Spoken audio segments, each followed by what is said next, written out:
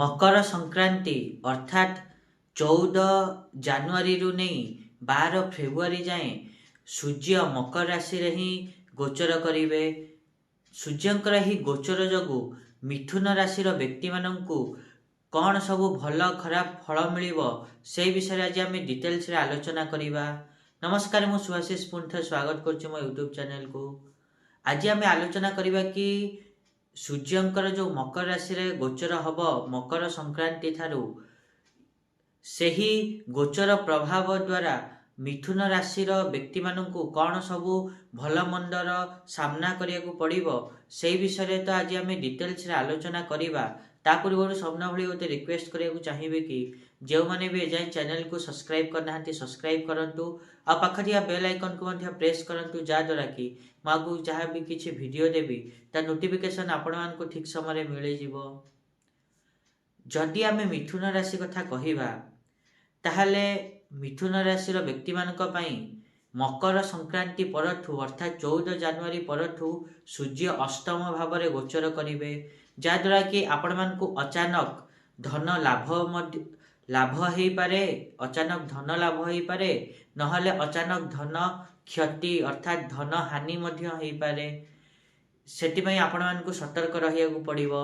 ता सहित गुरुंक नवम दृष्टि आपण मानकर सूर्य एवं मकर राशि उपरे पड़ुथिबारु आपण माने देखिबे कि आपण मानकर गुप्त विद्या अनुसंधान रे रुचि वृद्धि घटिबो। ता सहित 21 जानुआरी रे मंगल वक्री हुई सूर्यंक सामना को आसीबारु आपण माने देखिबे कि आपण मानक भीतर 21 जानुआरी परठू क्रोध चिड़चिड़ापण ए सब वृद्धि घटी पारे। ता सहित दुर्घटना हवार मध्य संभावना रही, सेतिपई टिके सतर्क रहिबे।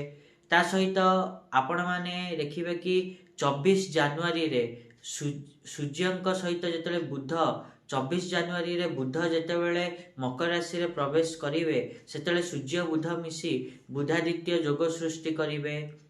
यह द्वारा कौन हम ना आपण मैंने देखिए कि आपण मान अटकी थिबा धन आपण मान मिलिबो। ता सहित जदि किछि पुराना करज करिसंती ताकू सुझी पारिबे।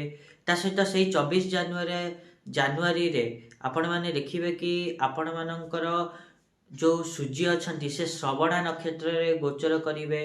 यह द्वारा कौन हम ना आपण मानकर किछि गुप्त कथा 24 जानुआरी पर प्रगट हो पारे, सेतिबे निज गुप्त कथा को गुप्त ही रखंतु। तापरे 6 फेब्रुआरी रे आपण माने देखिबे कि आपण मानकर सूर्य मंगलर नक्षत्र अर्थात धनिष्ठा रे प्रवेश करिवे।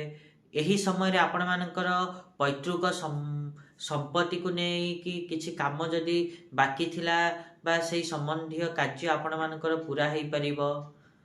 एटा थिला मिथुन राशि व्यक्ति मानकर ए जो मकर संक्रांति परठू सूर्यंक गोचर किभली फल दब। आशा करी कि मुझे कहले आपण माने ठीक रे बुझी पाथिबे। आ जदि वीडियो भल लागी ताले निहाती रूपे वीडियो को लाइक करंतु, शेयर करंतु आ चैनल को सब्सक्राइब करिया पे तो जमाई भूलंतुनी। आज पई एतिकी, देखा नेक्स्ट वीडियो रे। रहूची, नमस्कार।